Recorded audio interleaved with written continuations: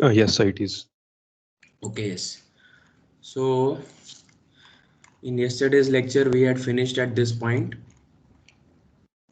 That is operation of a full converter or a single phase fully controlled bridge FCB with highly inductive or RLEB or motor load.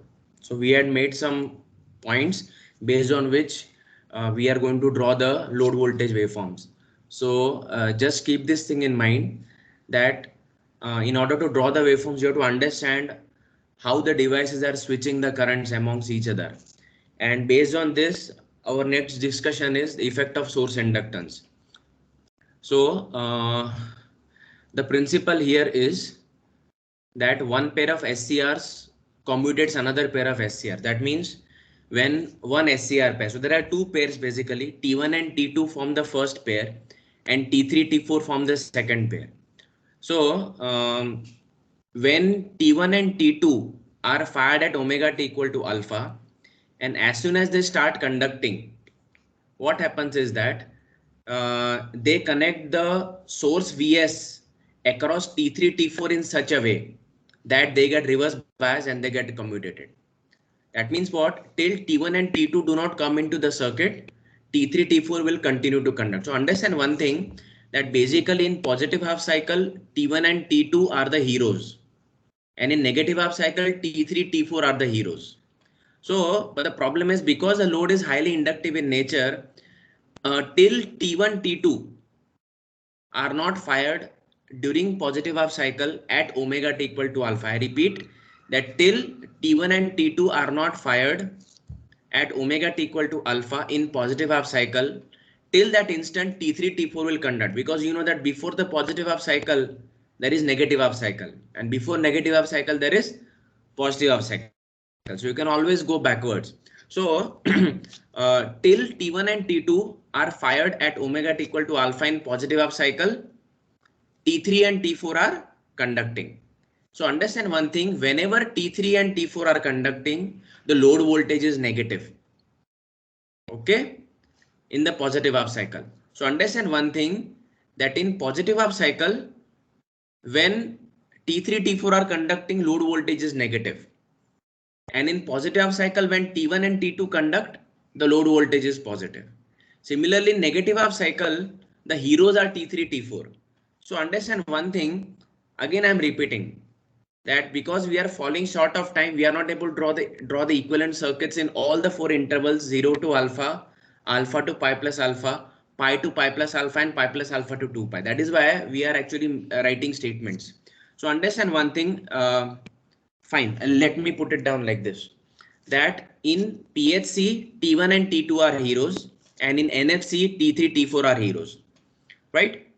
So ideally in PHC only T1, T2 should conduct, and in NHC only T3, T4 should conduct. But this is possible only when the load is resistive in nature. As soon as the load becomes highly inductive in nature or even slight inductive, what happens is that there is some kind of an infiltration of the wrong people, right? So T3, T4 are the wrong people in PHC, and T1 and T2 are the wrong people in NHC. Got the point? So in PHC, when T3, T4 conduct, load voltage is negative. In PHC, when T1, T2 conduct, load voltage is positive. In NHC, when T1, T2 conduct, load voltage is negative. And when T3, T4 conduct, load voltage is again positive. So when I say positive and negative, positive means above waveform is above x-axis. When I say negative, waveform is below x-axis. But in all these cases, load voltage is purely sinusoidal in nature. Okay. Yes. So in positive half cycle, in positive half cycle, when T1 and T2 are fired at omega t equal to alpha, they start conducting. Okay. So here, before omega t equal to alpha, T3, T4 are conducting. So as soon as these two people come into conduction, they apply their source voltage across T3, T4 in such a way that they are reverse biased. So immediately the load current switches from T3, T4 to T1, T2 at omega t equal to alpha. So T1 and T2 continue to conduct from alpha to pi.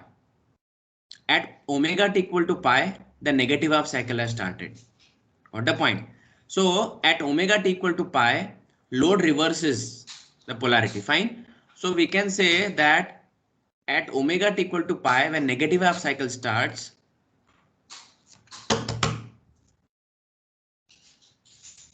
so from the source side, the Vs will reverse bias T1 and T2. So here what happens is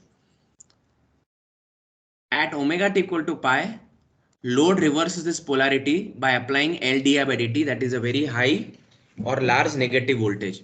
So what happens is that this L di by dt, it will keep T1 and T2 forward biased. So even when negative half cycle has started, T1 and T2 continue to conduct. So as I told you that when T1 and T2 conduct in negative half cycle, then the waveform goes below x-axis.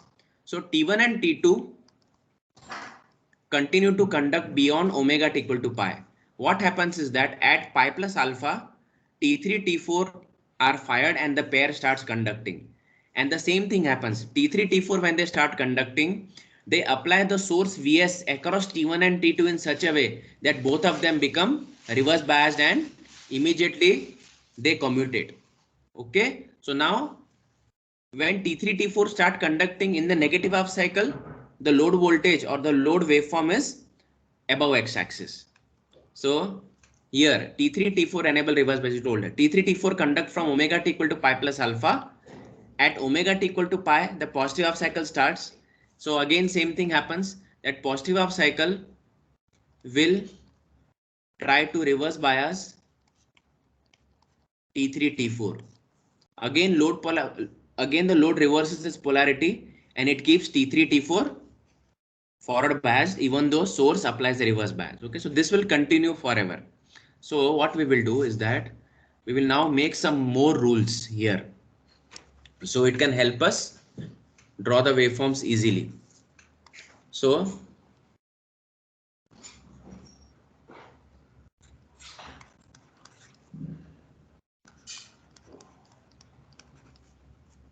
when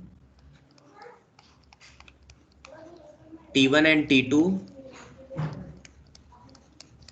conduct in PHC, VL waveform is above x-axis. When T1 and T2 conduct in negative half cycle, the VL waveform is below x-axis. Okay. Similarly, when T3, T4 conduct in negative half cycle, the VL waveform is above x-axis, and when T3, T4 conduct in positive half cycle, the waveform is below x-axis. Okay. Third rule is that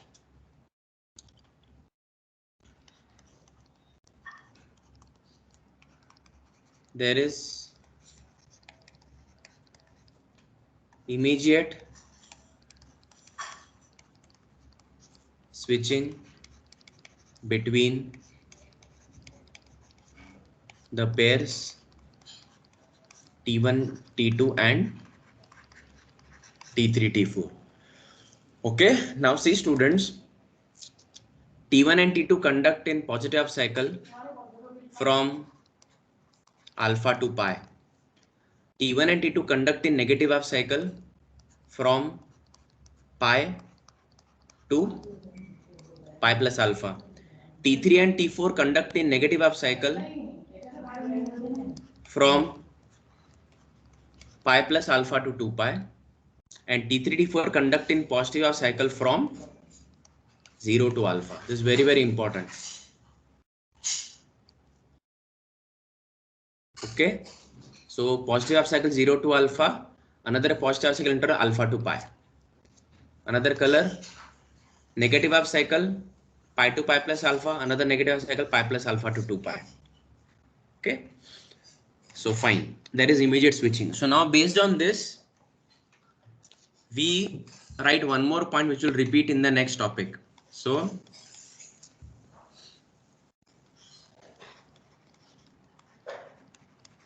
load current IA, which is constant,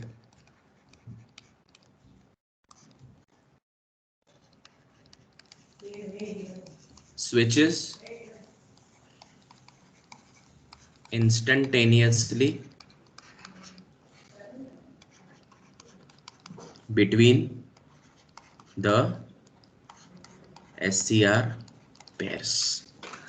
Having written the above points, we can actually draw the waveforms now.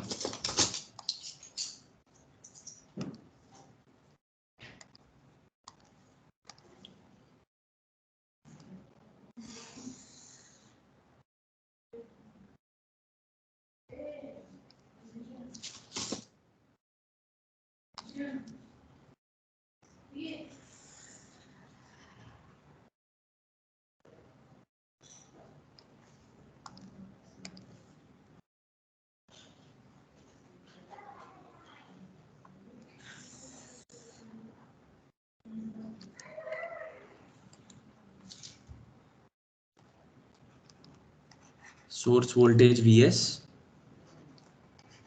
load voltage VL, and load current IL. So the first waveform which you make is the load current, because we told that load current is continuous and ripple free.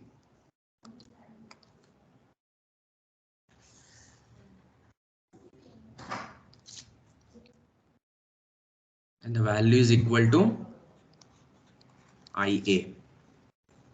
The second important thing which we do is that mark all the important intervals here.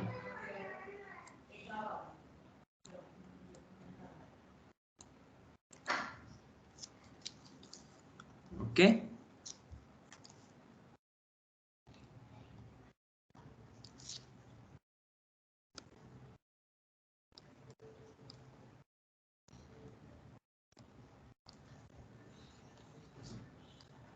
Zero, pi, 2 pi, 3 pi. Also,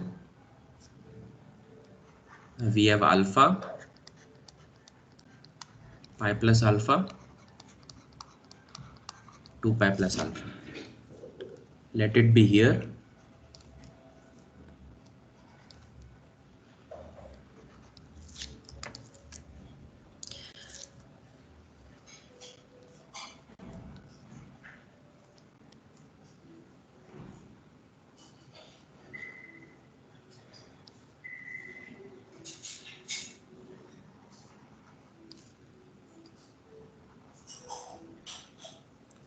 See now how I make the waveform. So first we will draw vertical markers and then we will proceed.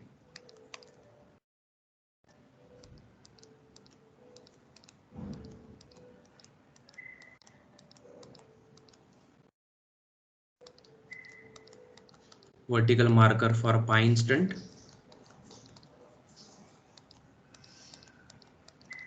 pi plus alpha instant, 2 pi,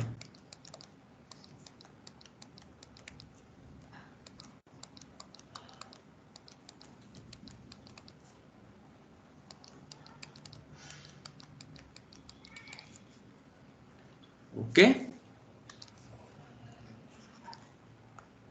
alpha, pi plus alpha, 2 pi plus alpha.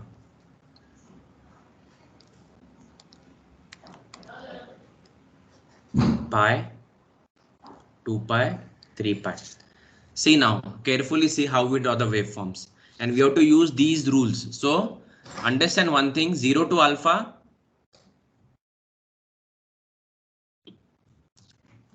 here 0 to alpha waveform is below x-axis. So let us write it now.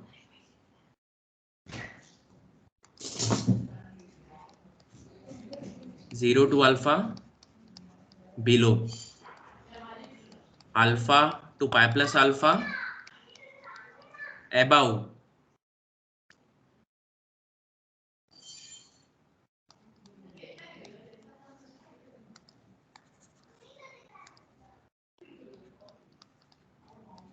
pi to pi plus alpha below, and pi plus alpha to 2 pi above. Okay, let us check. So 0 to alpha below, alpha to pi plus alpha,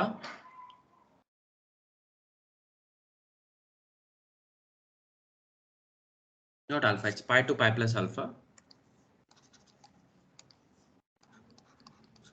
pi to pi plus alpha above. Oh, just a minute, that's a mistake. So 0 to alpha it is below, alpha to pi it is above, alpha to pi it's above, pi to pi plus alpha again below, and pi plus alpha to 2 pi above. Okay, fine. So we will use that now. See, so 0 to alpha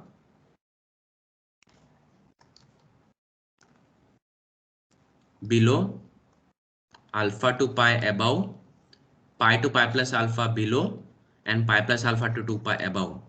Again below, again above, and again below. Okay.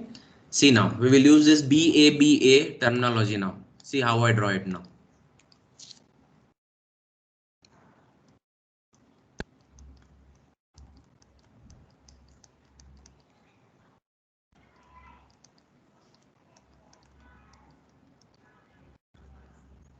So it is something like the way you drew the AM envelope in your second year.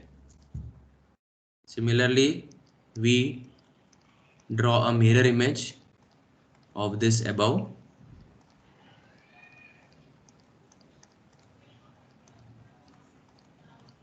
You'll understand why I'm making this thing when I start drawing the waveform. Okay. So again,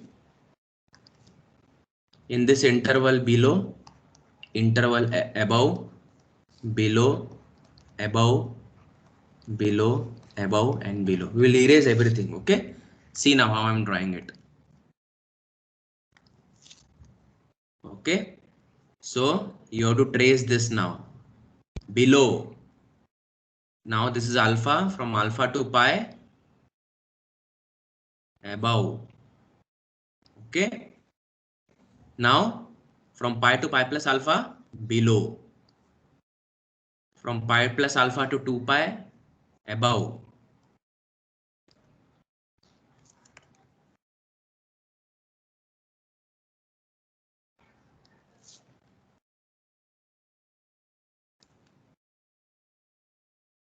Above, below. It goes on. Okay.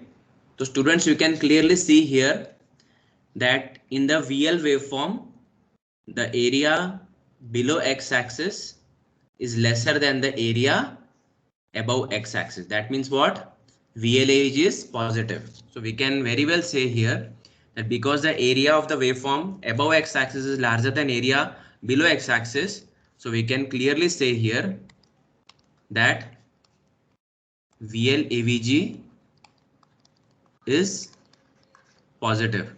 And students, here the load current IL is constant. That is why we say that ILAVG is equal to IA,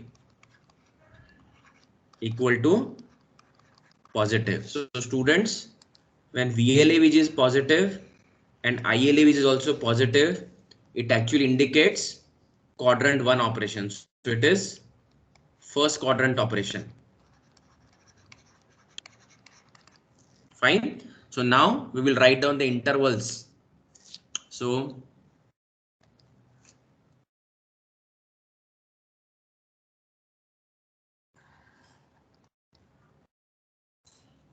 This is T1, T2. So it is from alpha, pi, pi plus alpha, 2 pi, 2 pi plus alpha, 3 pi, 0. So T1 and T2 conduct from alpha to pi plus alpha. At pi plus alpha, the second pair is fired and it goes on till 2 pi plus alpha, T3, T4. So again, students, understand here it is again T3, T4, T1, T2, T3, T4, and then again T1, T2. Got the point? So we have T1, T2, T1, T2, and we have T3, T4 here. Okay. Yeah. So the expression for VLAVG here is this.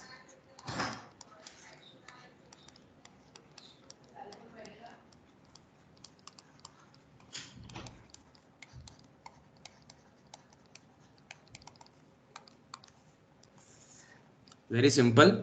We can just take this waveform here. We can see that the waveform is something like this. Omega t VL. Waveform is like this.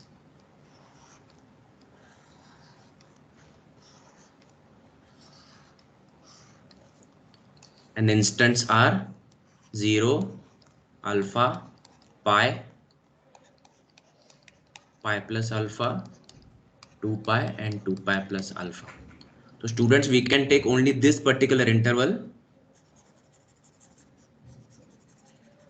this much here. So we can take it from alpha to pi plus alpha. So average content is 1 over time period, integration 0 to time period, VL of omega t d omega t. So which is equal to the full cycle 1 over 2 pi, integration 0 to 2 pi.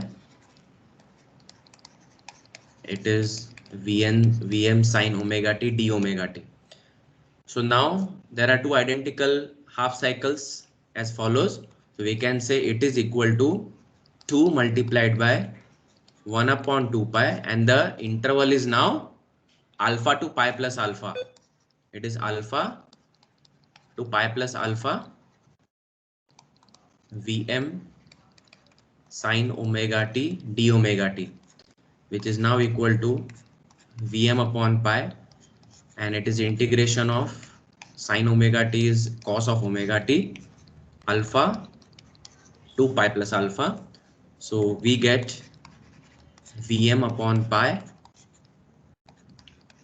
minus cos of pi plus alpha plus cos alpha, and minus cos of pi plus alpha is plus cos alpha. So the expression which we get is 2 into Vm upon pi cos alpha. Students, this is a very important expression based on which questions can be asked in the exam. Okay, so students, please keep this thing in mind that there are two formulas for the load voltage of single phase full control bridge. So we can say for single phase fully controlled bridge, for R load,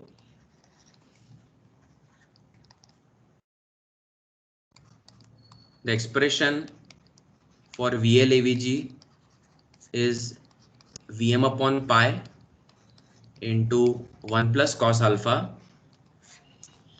and for R L EB load it is 2 into Vm upon pi cos alpha.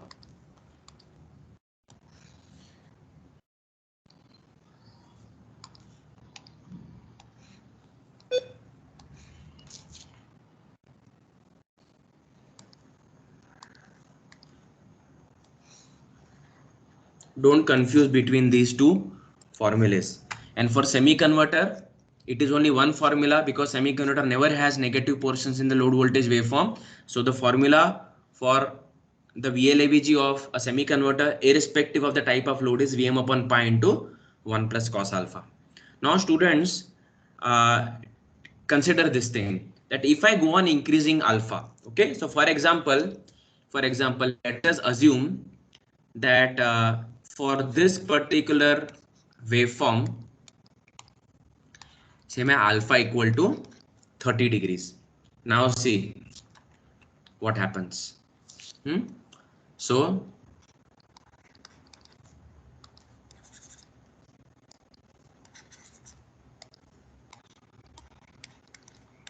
let alpha equal to 60 degrees. Okay, what is the nature of load voltage waveform?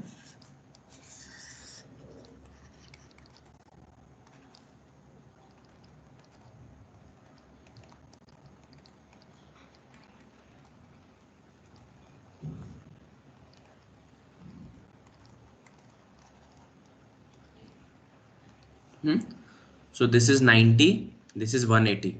So 60 will come somewhere here. Okay, see how the waveform looks like now. Okay, so at 60 degrees, the waveform looks like this. Okay, so 180, 270, again it will go here. It will go here. Okay.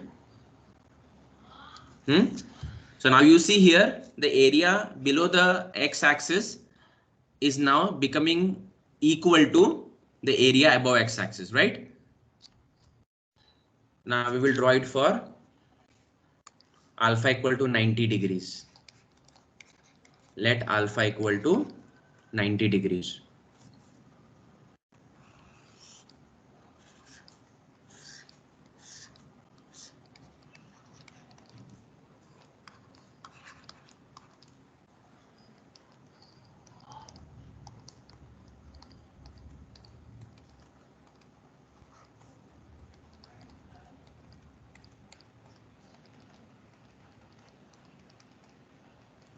Okay, so we have 90 here, we have 270 here.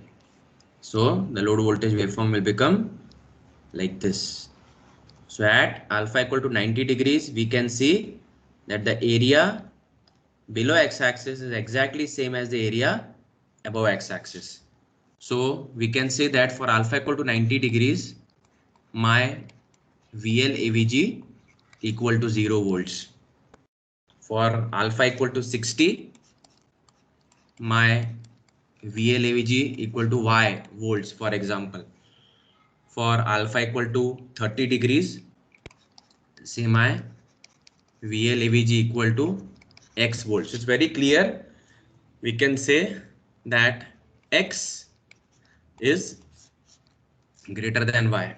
Okay, so all of you who have done the experiment number 3.B in Simulink, so to justify our theoretical conclusions, there in single phase fully controlled bridge, you can try to make alpha equal to 90 and you will see VLAVG becomes 0. Now student, the twist comes here. Okay, see now. Let alpha be greater than 90 degrees, say 120 degrees. Now let us draw the waveform for alpha equal to 120 degrees.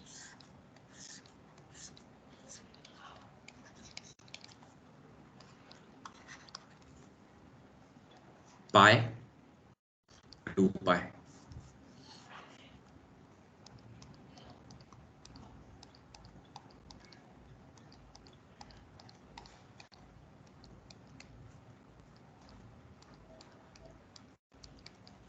Three pi.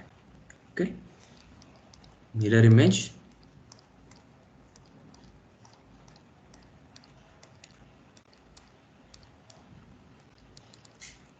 Let us mark 120 degrees here.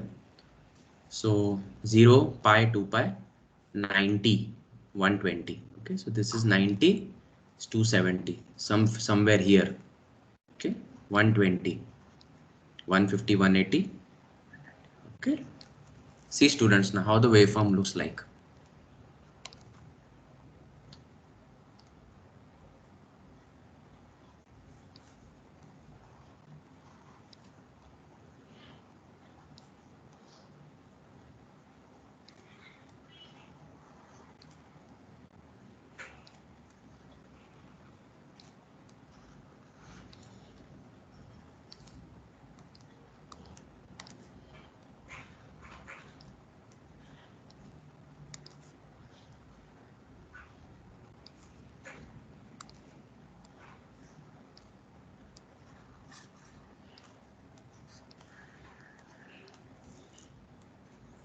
Students, here we can see that the area above x-axis is lesser than the area below x-axis. Now students, see here. Theoretically, we can say here that VL/AVG is negative because area above x-axis is larger than area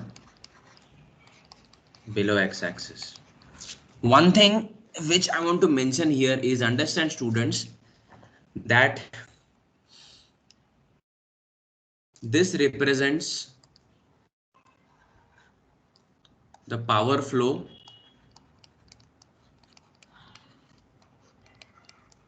from source to load, and this represents power flow from load to source.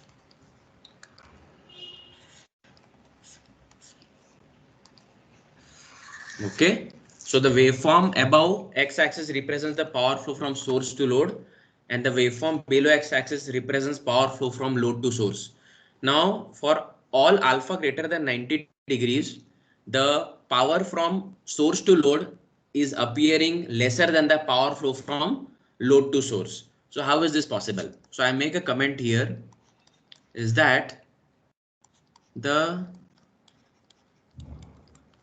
above waveform indicates that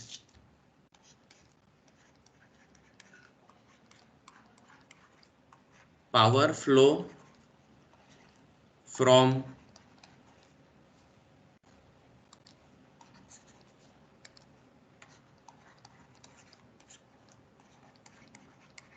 load to source is greater than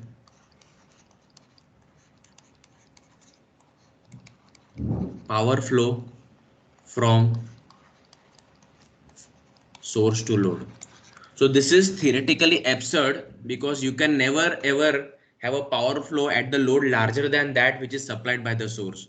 That means this indicates the following possibility, that this is possible. Now this is happening, but how is this possible? This is possible only if there is an additional energy source at the load side. So I can say the above inequality is possible only if there is an additional energy source at the load side. This is possible only if we reverse the motor terminals. Okay, so students, we already told that at the load side we are having a motor M, the armature terminal A1, terminal A2. Now you know that this is electrically equal to R, L and back EMF.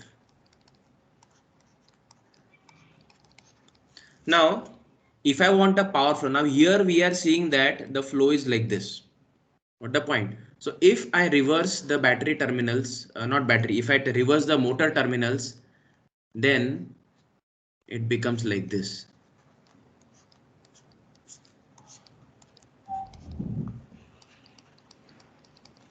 Now there is a possibility. Now there is a possibility that here there will be a power flow from load side to source side. Okay, so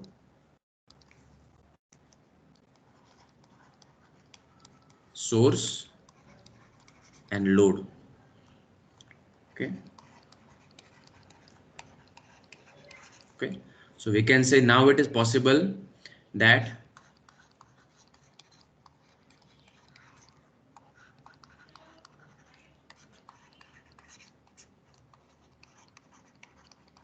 okay, so I have reversed the battery terminal, so this is called as, this is possible.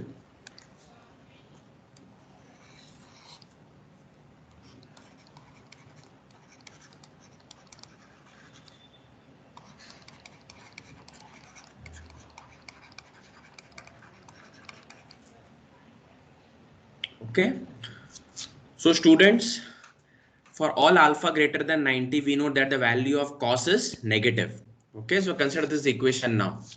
So our expression for VLAVG with a motor load is 2Vm by pi cos alpha.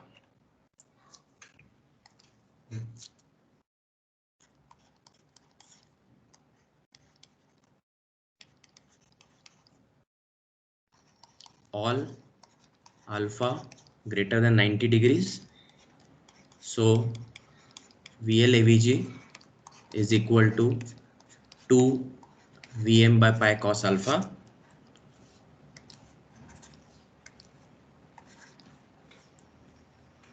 and cos of alpha is negative for all alpha greater than 90 degrees. I think so.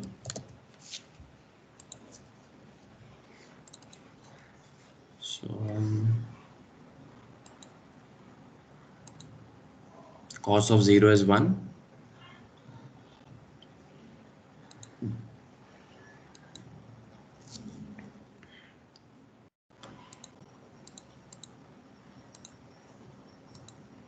Negative.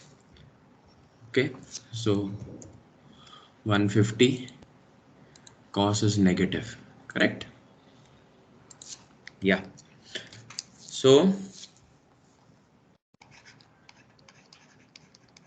VLAVG is now negative for all values of firing angle greater than 90 degrees. What a point. So this is called as inverting operation of a full converter. So the above operation is called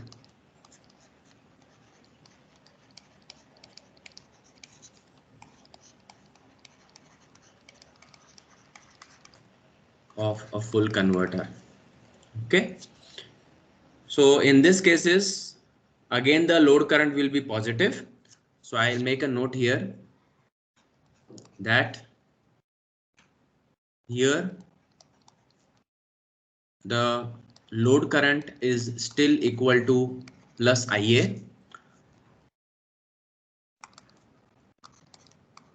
VL AVG is negative. Okay, so IL AVG equal to plus IA. So this is nothing but fourth quadrant operation. Okay, so this is nothing but quadrant 4 operation. That is why we said that a full converter is actually a 2-quadrant converter, and it can operate in both first and fourth quadrant. So we can make a final note here that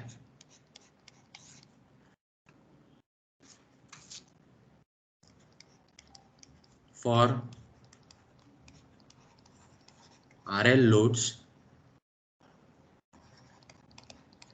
with alpha less than 90 degrees, we have quadrant 1 operation, and for RL EB loads with alpha greater than 90 degrees, we have quadrant 4 operation. Okay, yeah. So now we come to another point. While something is pending here, but I'll not go to that. that is performance parameters of semiconductors and full converters. Very interesting topic. I will dedicate maybe 1 or 2 lectures, but after unit test is over, but not now. Okay, so what remains here as a very important topic which is pending is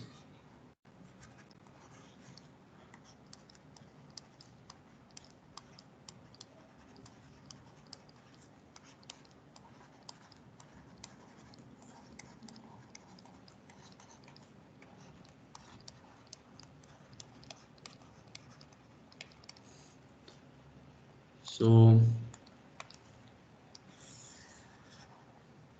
what is done here basically is that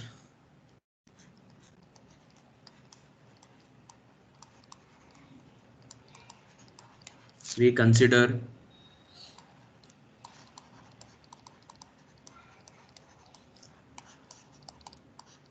continuous ripple free load current, that is we consider operation with RLEB loads. Second thing is what we do is that we draw the waveform for IS, that is a source current. We find that the waveform for IS omega t is square wave. I can say it has a square wave nature.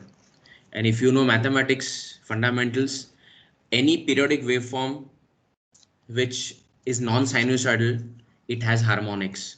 So the scientist Fourier says that any waveform which is not pure sine wave has harmonics. That means what? When the load is highly inductive, the load current becomes constant and the source current gets a square wave nature. When the load is resistive in nature, the source current, load current, everything is sinusoidal. So one disadvantage of operating converters with highly inductive loads is that the source current waveform becomes non-sinusoidal, and any waveform which is not a pure sine wave, it has harmonics. That is why how many harmonics does the source current waveform of semiconductor converter contain? How many harmonics are present in full converters source current waveform? That is a very interesting discussion, and when you solve the numericals, we can actually statistically prove that semi-converter is said to be superior to a full converter. So what we do basically here is that we do a Fourier series expansion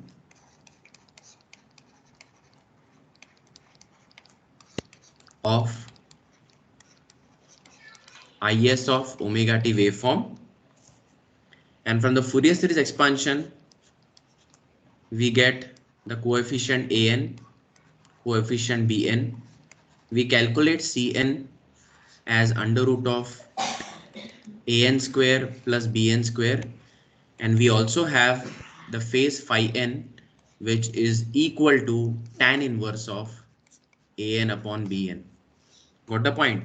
After we get this, what we do is we find the RMS and peak value of nth harmonic of the source current waveform, and then once it is there, then you find out what is called as IS1, that is the RMS value of fundamental component, and then we have the parameters such as displacement factor, then we have power factor, then we have harmonic factor. These three are the parameters. So in numericals, we have distortion factor, displacement factor, power factor, and harmonic factor. And students, the value of harmonic factor actually tells us who is superior.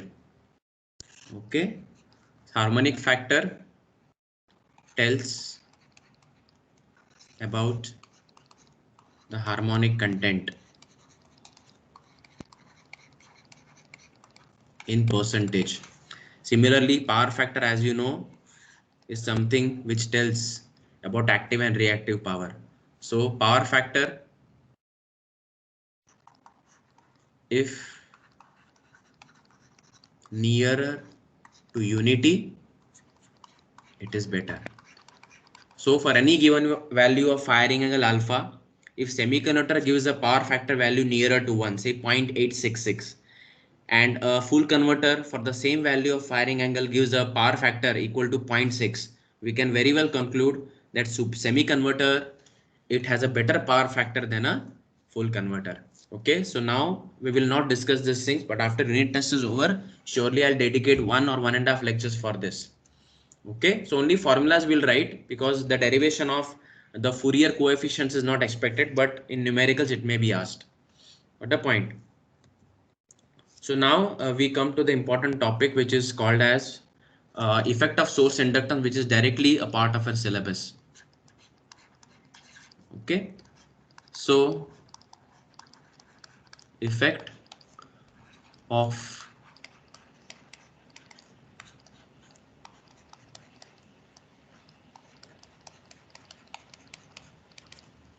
inductance Ls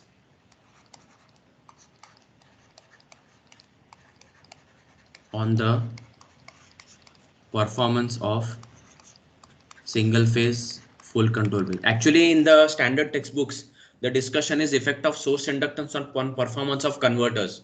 So when they say it is a generic term, that is performance of both single phase converters and three phase converters. But because three phase converters are not in great detail, that is why we are taking only a single phase fully controlled bridge for discussion. Now I am going to write direct sentences which I narrated in the discussion when it started today. That is, in a fully controlled bridge with highly inductive load, the current instantaneously transfers from one SCR pair to another. That means what? From 0 to alpha, T3, T4 are carrying the load current. At alpha, you fire T1 and T2. The load current immediately transfers from T3, T4 pair to T1, T2 pair. The T1, T2 pair starts at alpha and it goes till pi plus alpha. At pi plus alpha, T3, T4 is again fired, and again the load current now transfers from T1, T2 pair to T3, T4 pair. Now students, this actually does not happen in practical circuits. I'll tell you why. So here I'll make a statement and there we are assuming something. So this is very important. You have to be very attentive. In a single phase fully controlled bridge with highly inductive load, the load current IL is constant and is equal to plus IA. Okay. Second important fact is that load current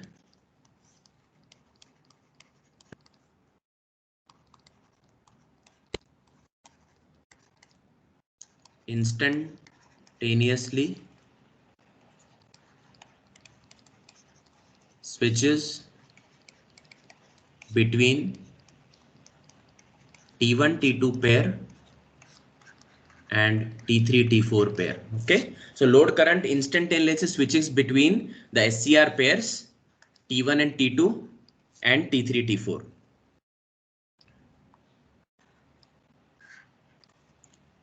Instantaneously switches. Now, here comes an important point. Okay,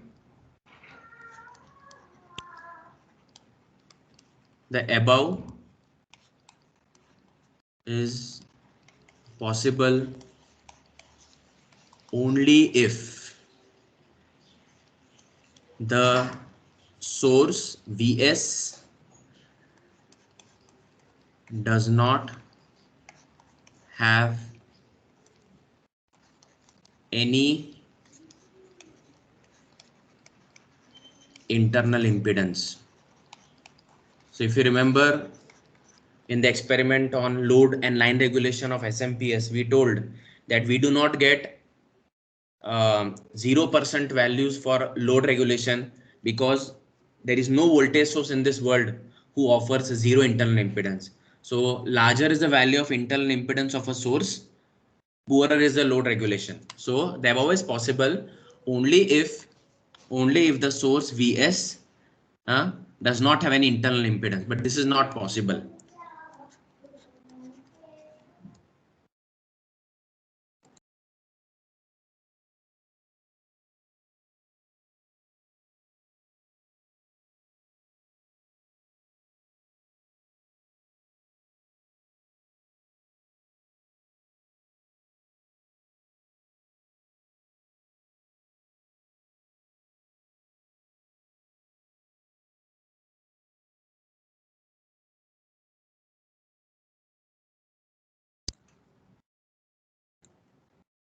Okay.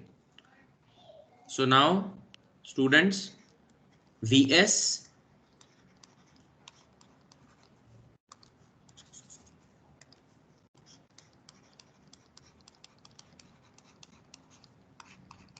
practically has a small Zs. Okay. Now Zs can be purely resistive or Zs can be resistoinductive. Okay. So it can be plus JXS or Zs can be simply JXS. So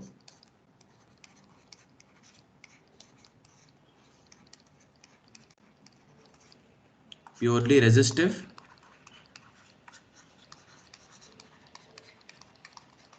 purely inductive. Okay. So we are not considering this case. We are considering these two cases. So what will happen if the load, if the source impedance is purely resistive? So if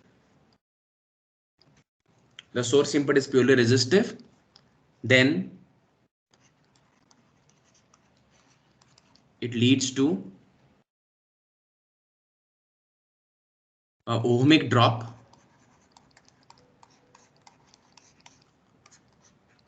IA into RS. So what happens basically is your average value VL/AVG will be equal to Vm upon pi into 1 plus cos alpha minus IA into RS. Now we are not interested in this thing. We are interested in if Zs is equal to JXS, that is purely inductive. Okay. So what we do is that we draw a fully controlled bridge here.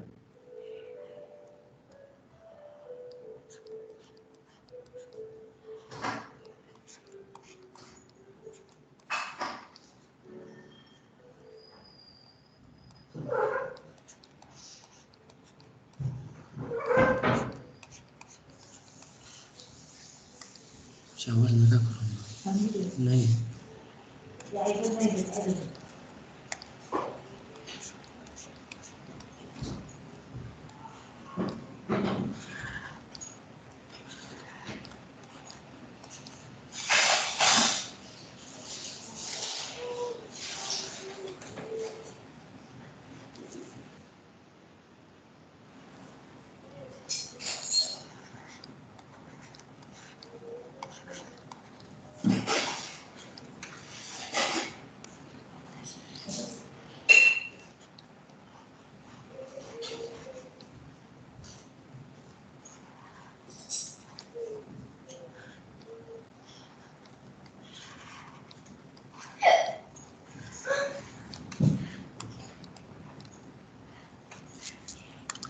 So we designate that the upper terminal of source is 1 and 2. So during positive half cycle, 1 is positive with respect to 2, and we call this source as V1. And during negative half cycle, 1 is negative with respect to 2, and we call that version of the source as V2.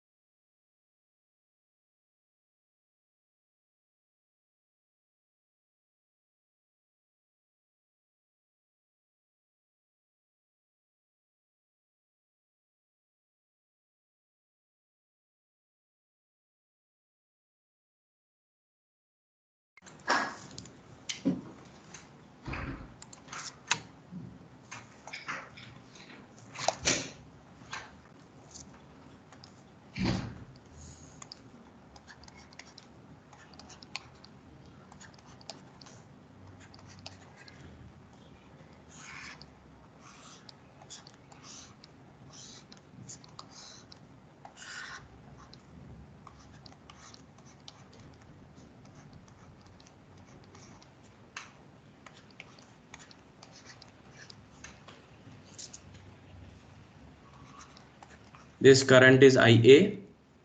The current flowing through the first pair is I1. Here also it is I1, and the current flowing through the second pair is I2. I2 here. Okay. Some facts here.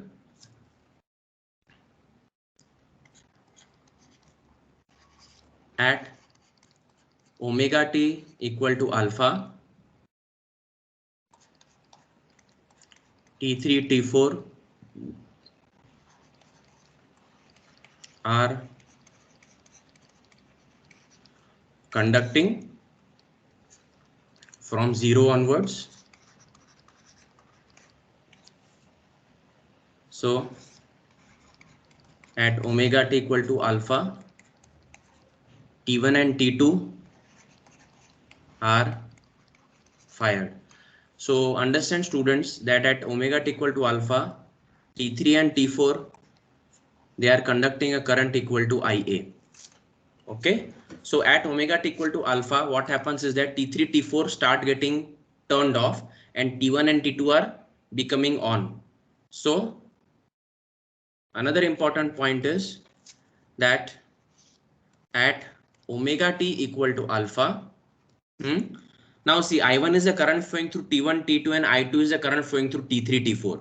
So at omega t equal to alpha, we can write that T3, T4 are commutating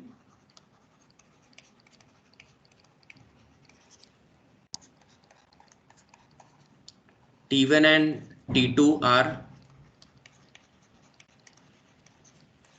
becoming on. So the current through T3, T4. So I can say here, I know this is difficult, no problem, recording is available. So I2, the current I2 which is flowing through T3, T4 is actually dropping from IA to 0, and the current flowing through T1 and T2, that is I1,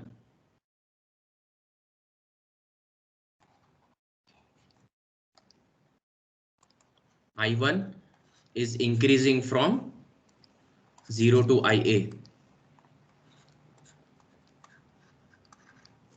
Okay, this is what we are going to draw here.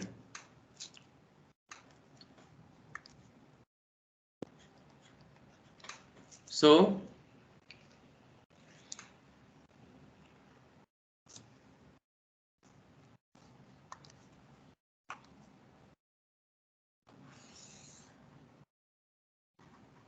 this waveform is most important. This is the basis of the entire mathematical discussion which is going to follow here.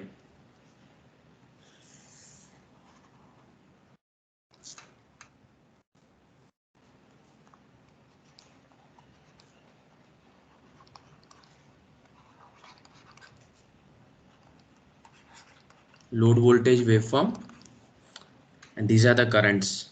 Okay, so as usual, 0, pi, 2 pi, 3 pi. See here, alpha, pi, pi plus alpha, 2 pi.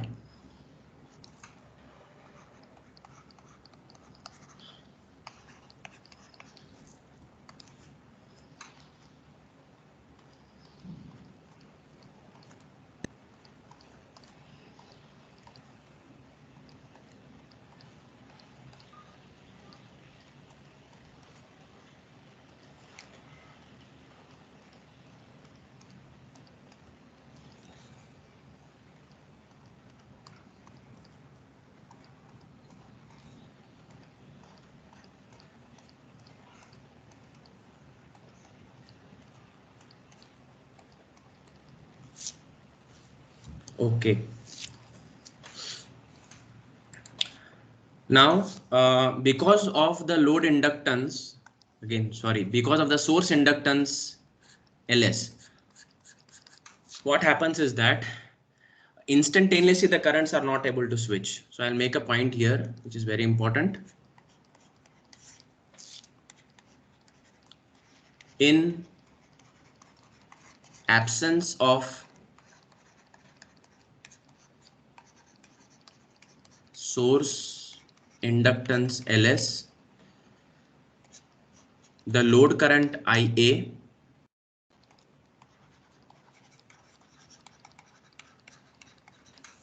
immediately switches between the pairs T1, T2 and T3, T4.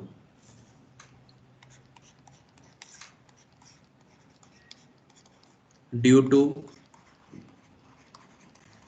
presence of Ls at source side, T1, T2 and T3, T4 simultaneously conduct.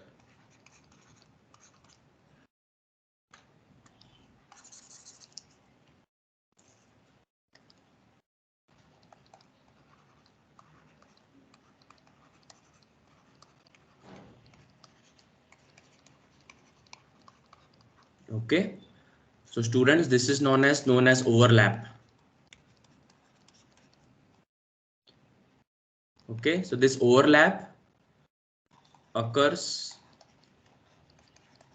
for a period omega t equal to mu. Please note this is very important. This is soon going to come on the waveform. Okay, so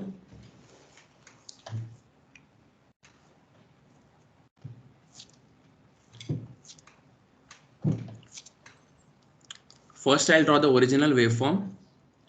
Original waveform looks like this. In the absence of Ls, it looks like this.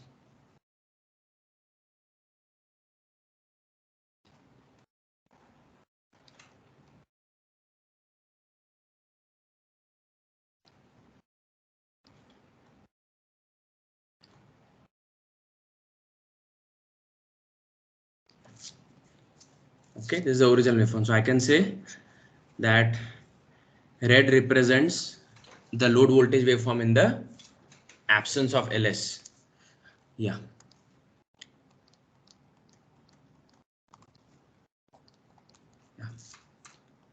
So the waveforms for current I1 and I2, we have the level Ia. So students, as we told that for a period omega t equal to mu, T1, T2, T3 and T4 simultaneously conduct. And because of this simultaneous conduction, when all four SCRs conduct, the value of load voltage equal to 0 volts. Let us mark this mu somewhere here on the waveform. Okay, so here is the mu. Okay, here is mu. Okay, mu. Fine. So this is mu. So this instant automatically becomes alpha plus mu.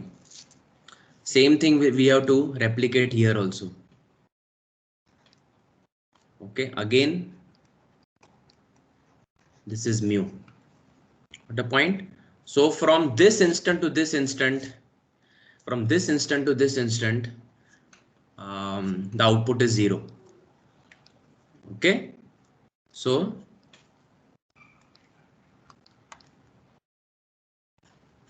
year to year it is 0. This is the overlap period, as we told. Fine. So let us draw the waveforms.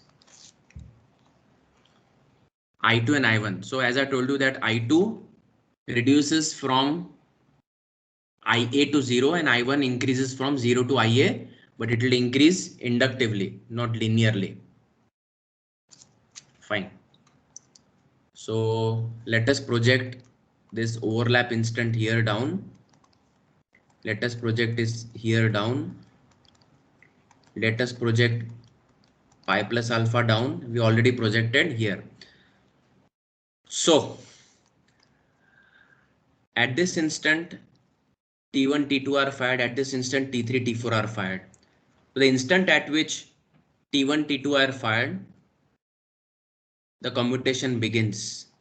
So this current I2 will fall from IA to 0 here. Okay, this is I2.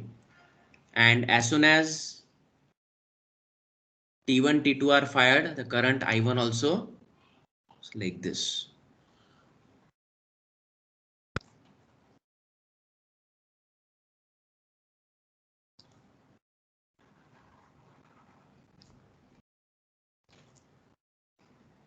This is straight line, okay? Yeah. So the downgoing current, this is I2 and this upward current is I1. Okay. So students, the renewed waveform is something like this. The new waveform is like this.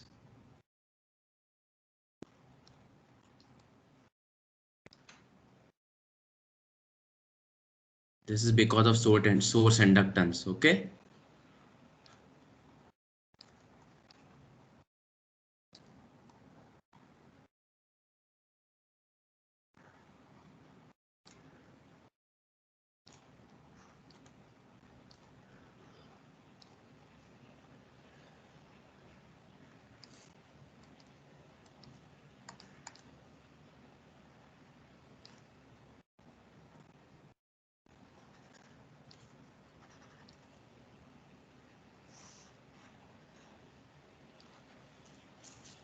Okay, so clearly students, we can see that this much portion has been removed.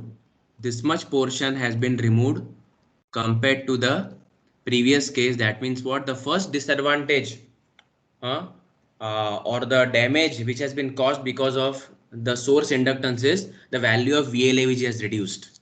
Okay, so this is what we have lost. This much portion is lost. So we can say VLAVG has reduced. Okay. So now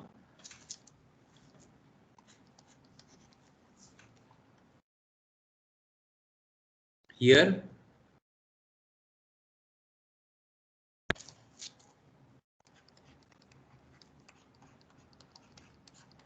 for positive half cycle, one is positive with respect to 2.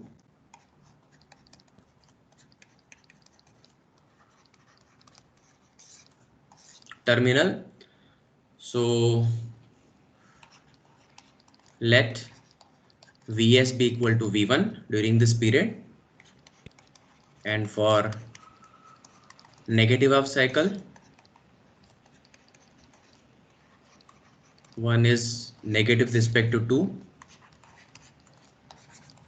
Let Vs be equal to V2.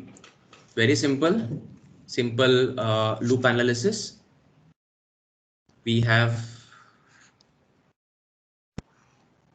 source V1 minus plus, and during positive half cycle, we know that T1, T2 conduct.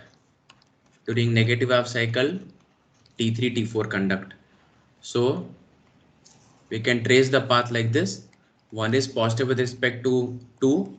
The source is V1 and the current flows like this. So it is 1 LS T1 load T2 and back. So it is like this.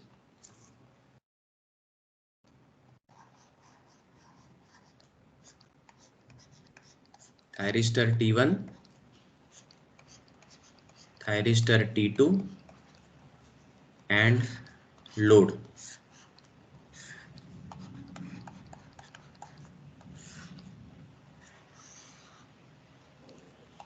Plus, it's not, the loop is completed actually here.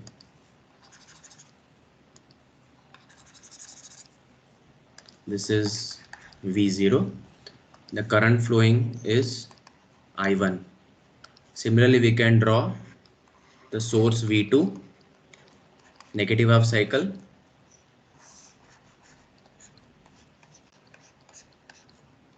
T3, T4,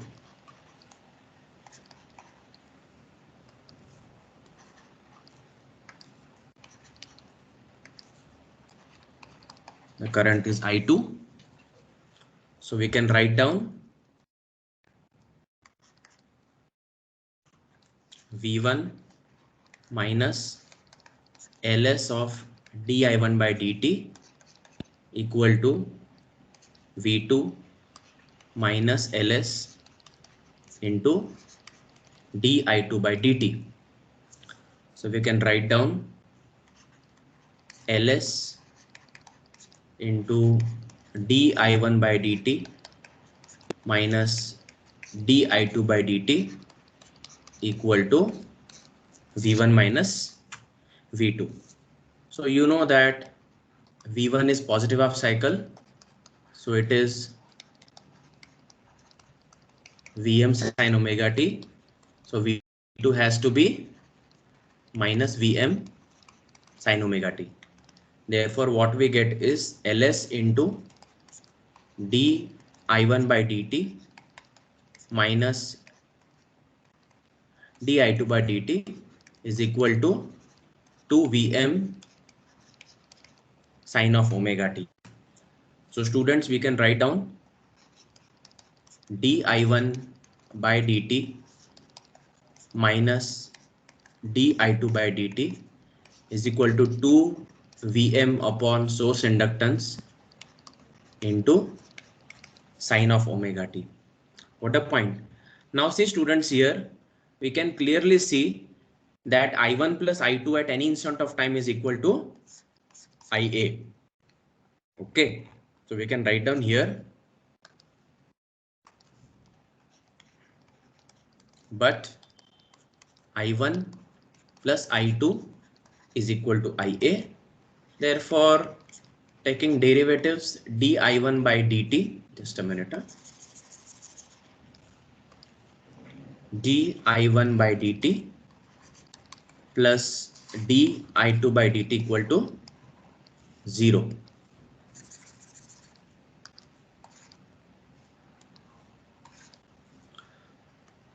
So from equation 1, equation 2, we have di1 by dt equal to Vm upon Ls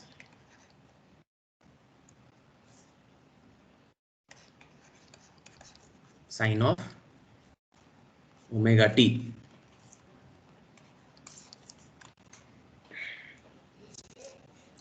Okay.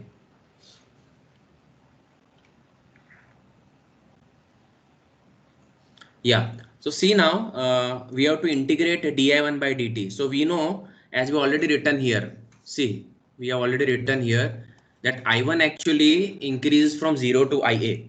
So here, if we consider this current I1, it is 0 here, it is IA here. So what is this instant? This instant is alpha. What is this instant? Alpha plus mu. So it is equal to 0 at alpha and it is equal to I at alpha plus mu. Okay. So very simple, integrate it. So integration of di1 by dt from alpha to alpha plus mu is equal to integration of Vm upon Ls sine of omega t from alpha to alpha plus mu. So very naturally, the answer comes here as Ia equal to Vm upon Ls definite integral cos of omega t alpha to alpha plus mu. So we have the current Ia equal to Vm upon Ls into cos of alpha minus cos of alpha plus mu. Got the point? So if there was no inductance on the source side, there would be no overlap angle. And in that case, what would we have got? We would have got Ia equal to 0 here. Okay. So this is the expression now. Finally, the expression for VL of AVG.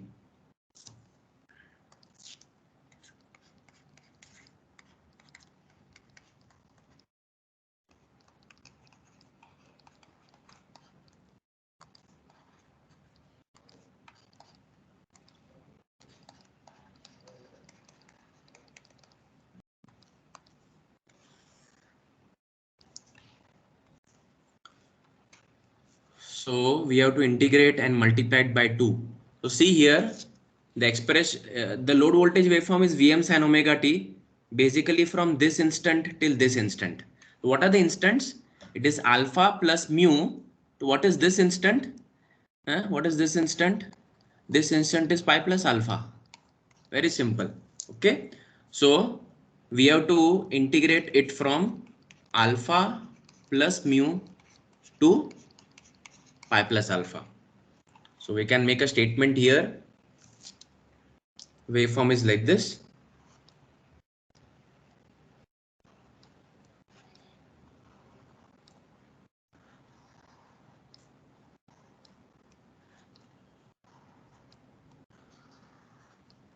Okay. So note, this is alpha. This is mu. Not is not mu. Very sorry.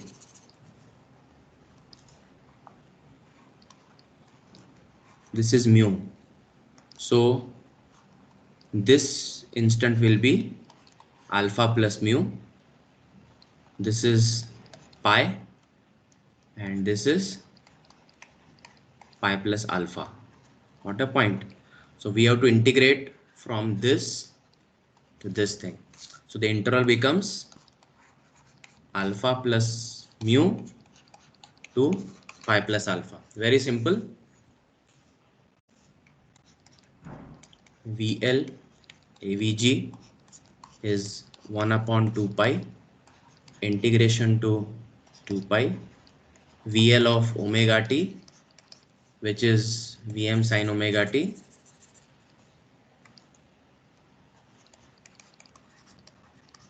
d omega t, which is equal to 2 into 1 upon 2 pi integration alpha plus overlap angle to pi plus alpha Vm of sin omega t d omega t. So it becomes equal to Vm upon pi and a definite integral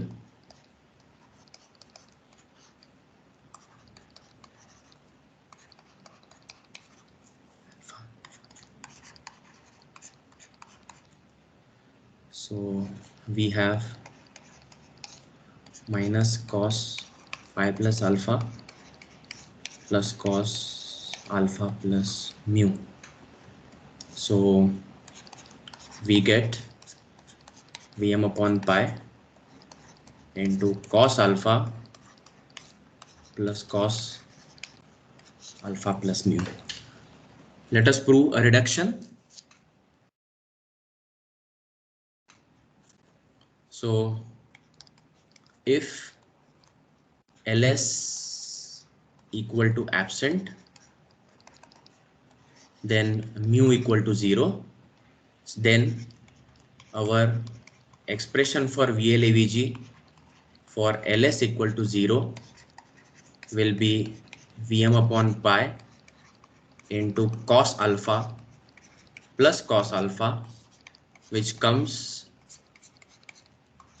our original expression, that is 2Vm by pi into cos alpha. Now, students,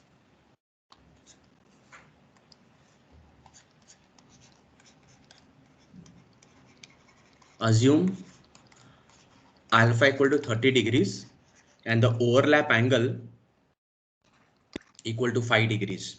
Let us compute. So the average voltage in the absence of source inductance will be equal to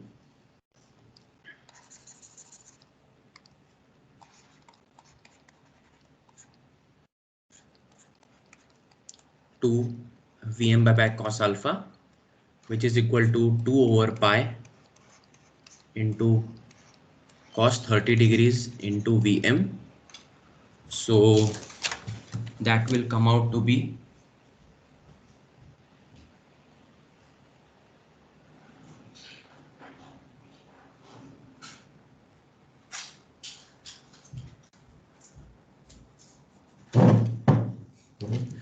so 2 upon pi cos 30 will be 2 divided by pi into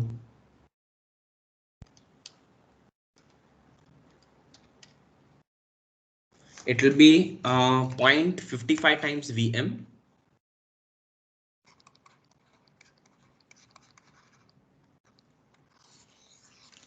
Let us consider the source inductance for Ls, which is equal to Vm upon pi into cos alpha plus cos alpha plus mu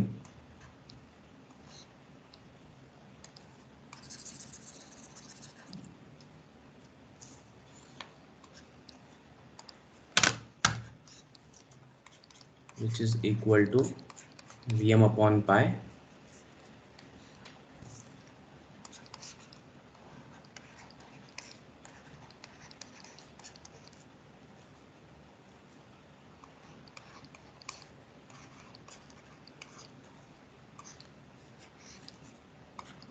so cos 30 plus cos 35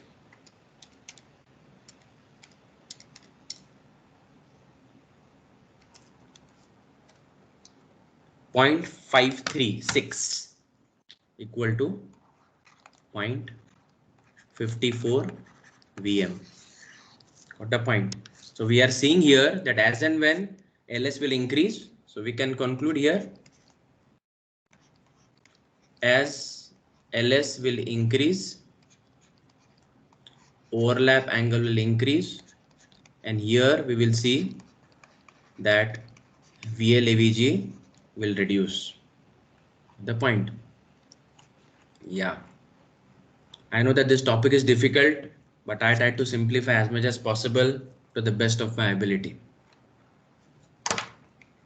Okay, I'll just open the syllabus, just tell you something.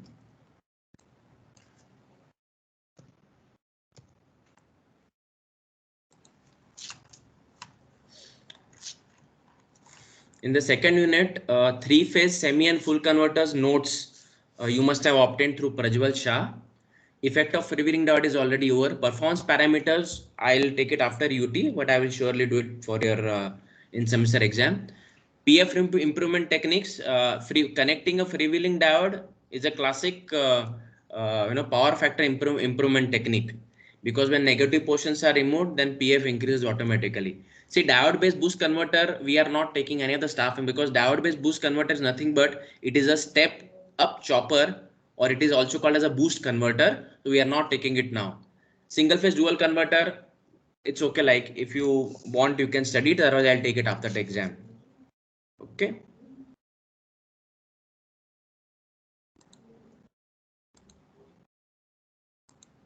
Fine. So you will get 2 attendances for this extra lecture. That's the one thing which I can offer you from my side. So I have downloaded the attendance here.